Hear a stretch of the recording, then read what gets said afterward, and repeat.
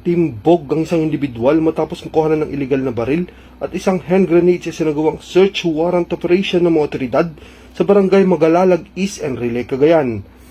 Kinilala ni Police Major Peter T. Pomitibo, Chief of Police, ang suspect bilang si alias Rigor, 38 taong gulang, walang asawa at tubong, Enrile, Cagayan. Nadakip ang suspect sa bisa ng search warrant na inilabas sa Branch 5 Regional Trial Court 2nd Judicial Region, Tuguegarao City, na nagresulta sa pagkakakumpiska sa isang kalibre 38 na may 6 na live ammunition at isang unit ng hand grenade. Nasa kustudiya na ngayon ng Enrile Police Station ang nasabing suspect para sa tamang dokumentasyon at disposisyon at nahaharap sa mga kasong paglabag sa Republic Act 10591 o Comprehensive Firearms and Ammunition Regulation Act at Republic Act 9516 o Illegal Possession of Explosive. Ang matagumpay na operasyon ay bunga ng pagtutulungan ng mga operatiba ng Enrile Police Station sa pangunguna ni Police Captain Bilmore Malilin, Deputy Chief of Police for Operation, kasama ang 202nd Maneuver Company Regional Mobile Force Battalion 2. Samantala,